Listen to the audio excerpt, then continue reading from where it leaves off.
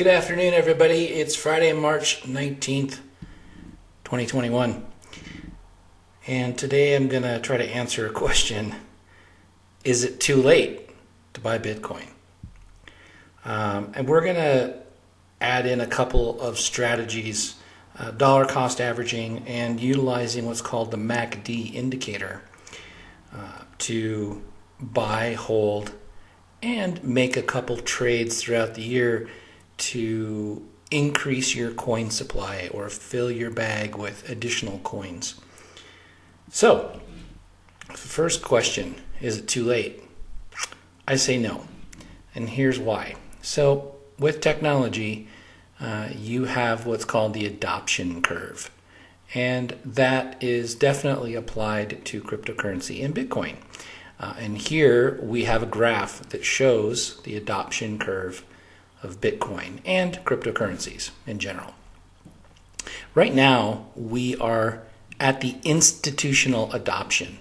So back here, the innovators, the creators who created cryptocurrencies, and this level of early adopters, goes up to about 16% when we're talking about, from 0 to 100% full mass adoption. So right now, institutional investors, major financial institutions, major companies are investing in Bitcoin. And you may ask, well, who? Who is that? I don't know anybody that's investing in Bitcoin. Who's doing that? Well, I'll tell you who. So one of the things that I've learned over the years, many of you know who I am and what I do for a living, what my business has been over the last 15 years. And a lot of you probably don't, but I've been in the private transportation and security business, and I work with a lot of wealthy people. And one of the things that I've learned about working with these very wealthy people is that you don't listen to a dang thing they say. An example would be JP Morgan Chase. So Jamie Dimon of JP Morgan Chase for many years has been saying that Bitcoin is a scam. If any of my employees are caught holding or buying Bitcoin, you're fired. But while he was saying that, he was personally researching and then investing in Bitcoin. Why would he do that? Well, this is a practice that the wealthy have used for a long, long time. They shake something shiny so the general populace can see it, and while they're distracted, the wealthy fill their bags or they prepare themselves to sell whatever it is they're trying to distract the general public from. So once they're ready to sell, then they will start to say, well, you know what? The water's nice and warm now, and it's safe for you guys to jump in. And the wealthy people are making money hand over fist, selling that product or service to the general masses. This has been happening for a long, long time.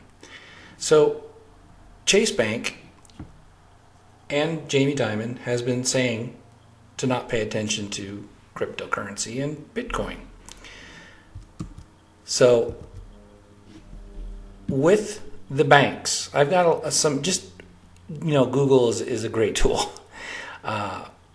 But here we are. Why America's biggest bank is suddenly very bullish on Bitcoin. JP Morgan. They're actually creating their own cryptocurrency, and they're also investing in Bitcoin. The thing with blockchain technology, it eliminates third party in the middle of a financial transaction. So the bank is a third party. They hold your money. They help you transfer your money. They help you spend your money. But blockchain eliminates the need for banks. It eliminates the need for third parties. Banks have understood this for quite a while, and this is why they've been fighting against cryptocurrency and blockchain, but they've realized that they can't fight it. There's nothing they can do. So they can only embrace it, and that's what they're doing now. But JP Morgan Chase is not the only financial institution to be investing in cryptocurrency. Citigroup is also investing. They are now recommending to their major clients, their wealthy clients, their high net worth clients, to put 1 to 3% of their portfolio into cryptocurrency. JP Morgan Chase is also recommending this. Goldman Sachs is now back in the crypto game. And if you didn't know before, Goldman was looking at cryptocurrencies. They're back in it because the price of Bitcoin has jumped quite a bit. Another major financial institution is ICE, the Intercontinental Exchange. So the Intercontinental Exchange is the parent company to the New York Stock Exchange. They have actually been researching for quite a while, and they officially launched in 2018, or announced in 2018, and then launched in 2019 their intent to get involved with cryptocurrency. So they've launched this, and here we are with their website, Bakkt. So if the New York Stock Exchange, parent company actually, Intercontinental Exchange, if they're doing it, why aren't you? Why are you listening to the talking heads on TV telling you that you shouldn't buy crypto or that you shouldn't buy Bitcoin when they're doing it themselves? Do not listen to what they're telling you. Watch what they do. Always watch what they do, right? Actions are louder than words. Companies that are involved in Bakkt are companies like Starbucks and Microsoft. Why would Starbucks be involved? Well, do you buy coffee from Starbucks? Do you use their app to get points so you can, get free coffee and, get that free pastry with the coffee you buy? And, have you done that before? So in order to use the app, what do you have to do? You got to transfer money from your bank account or your debit card, credit card, onto your Starbucks card, which is in the app. That transaction costs merchant fees. It costs Starbucks money. Blockchain technology, cryptocurrencies drastically reduce these costs. So it is a major benefit for companies like Starbucks to incorporate cryptocurrency into their ecosystem, into things like their app, to save themselves a lot of money on merchant fees. 3% of hundreds of millions of dollars in sales, that's a lot of money. And what do you think that's going to do to their bottom line? And what do you think that's going to do to the price of a share, a stock of any company that's reducing their costs? So it's a big benefit. Other companies that are into crypto that maybe you aren't aware of, or you wouldn't think that they'd be involved, but Twitter is involved. One of my corporate clients, Overstock.com, they are one of the early adopters of cryptocurrencies. They have been accepting Bitcoin as a form of payment on their website since almost the beginning. PayPal is accepting crypto. See, crypto for the people. But PayPal didn't just overnight decide to get into crypto. No. They've been researching this for years. They've been buying and investing in blockchain technology, cryptocurrencies. And now that they're ready, now that they're prepared, they're going to tell you, oh, you know what? It's safe for you now. Grayscale Investments, Galaxy Holdings, Tesla, MicroStrategy, tons of companies. So, has the ship sailed on Bitcoin for you? Not yet. It's not too late. Okay? It's not too late to get into Bitcoin. It's going to be soon, though. If you have done any research on Bitcoin, Bitcoin is a non-inflationary currency. It's not like the US dollar where they can continue to print money. There's only 21 million. That's it. We know exactly how much Bitcoin there will be ever. And so far, through the process of mining, which is the validation of transactions, the processing of transactions, we've uncovered or mined a little over 18 million. About 900 Bitcoin is being mined per day. And companies I mentioned before, like PayPal and Square and Grayscale, each of those three are buying approximately 900 per day, individually. So if they're buying, each of them, just three of them, let alone, we're not talking about all the other companies that are investing in Bitcoin. But if just these three are buying 900 per day, but only 900 is being mined per day, what do you think that's going to do to supply and demand? Out of the 18 million that has been mined, it's estimated that 6 million has been lost and gone forever. You may have heard the horror stories. Oh, I bought Bitcoin many years ago and then my computer broke. Well, yeah. But you know what? People are paying attention now. If you got money in the bank, do you just put it in the bank and then, it just sits there for 20 years? No, you check on it.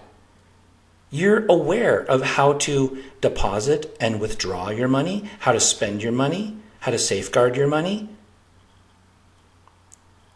You pay attention to it because it's money that you can spend. But now that people realize that there is true value to Bitcoin, a currency, a form of money, people are paying attention, as evidenced by these major financial institutions and banks. So, 6 million is gone forever, approximately. The rest of it, the majority of it, is being held in wallets. These companies are buying it up and they're squirreling it away. There's only about 1 million Bitcoin that is bought and sold on exchanges in any given day. That's it. The general masses do not understand this. This is one of the reasons why Bitcoin's price is only sitting at around $58,000 right now and not $100,000. Because like many commodities and currencies, stocks, securities, there is speculation. There is some speculation involved. Supply and demand plays a big part. If people realized how low the demand or the supply is, the demand would increase, which would increase the price, meaning people would be willing to pay more just to get it. $100,000 is not the limit. The goal for many of these people that are involved in Bitcoin, the goal is to make Bitcoin worth 1 million per coin and replace the US dollar or any other fiat currency as a world reserve currency. That is the goal. That's the long-term goal. And when I say long-term, because in the world of crypto, things move at lightning speed, we're talking 5 to 10 years from now, which is not very long. Not long at all. Pretty soon, Bitcoin is going to be too expensive, and you'd be lucky to buy any, because all these wealthy people are buying it up right now. So the boat, the ship, it has not sailed. It is not too late. So when you buy, what do? Okay. So here is Binance.com. I've showed this to you before, looking at the chart of Binance.com. This is a one-day chart or daily chart. So this goes all the way back here to 2017, to August 16th of 2017. And what am I showing you here? Well, I'm showing you the dips. Went up, dipped down. Went up, dipped down. Went up, and it dipped down. Went up, and it dipped down. When it goes up, it's got to go down. So dollar cost averaging is a very good strategy. And this allows you to, as you get some money that you want to invest in Bitcoin, and never invest more than you're willing to lose, of course. Just like with any other risk that you take, you mitigate your risks, you do your research. But when you feel comfortable, then you pull the trigger. So dollar cost averaging, you buy the dips, and it helps reduce the average cost of each little bit of Bitcoin that you buy. And when you're looking in the future, when you're looking in the past, it's very easy to say, well, hindsight's 2020. I could have sold up here, and I could have bought back in here. But you don't know. You don't know when to buy. See, if you're sitting down here, you don't know if it's going to shoot up in price because you're not a market maker. You're not the one that helps move these markets. You don't have hundreds of millions of dollars to make a price of a particular coin or stock go one direction or another. You're just kind of hanging on for the ride here, riding this roller coaster. This is why we use technical analysis. And one of the things in technical analysis that we use is something called MACD. And I showed this to you before in another video, but I'm going to show it to you again. So you just go up to indicators, technical indicators. You click on this little icon up here for technical indicators, and you want to add the MACD indicator, which is right there. Okay, and now it's down here. And I'm going to change the settings. Let's see.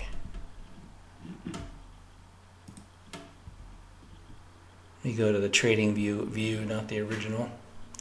Should have had that set up already. There we go. Okay. So looking at the daily chart,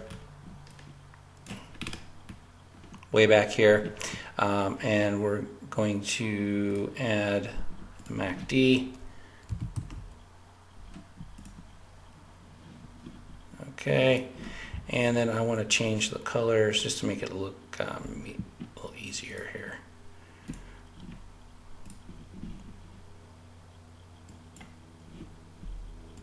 There. Okay. So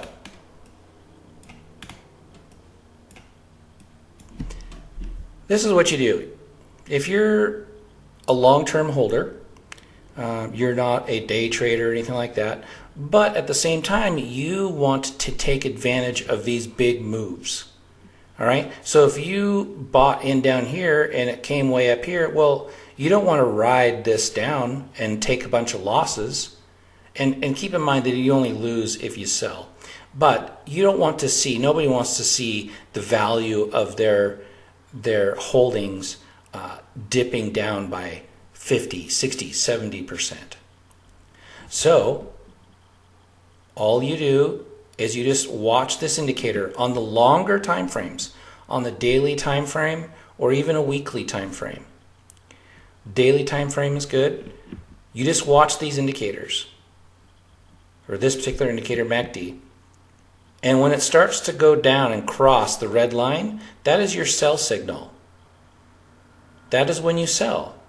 So if you're looking on this daily time frame and you sell up here, you could end up selling at 18.6, or you could have sold at 19.193, or maybe even at 18.131.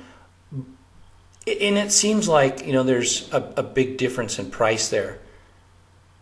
It's really not when you're comparing it to when you bought it for $3,800, down here somewhere. So you just wait. And then we have this down here,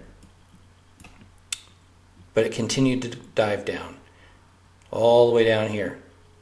And when the green line crosses the red again, that's your buy signal. So you'd buy in here somewhere, and you'd sell up here.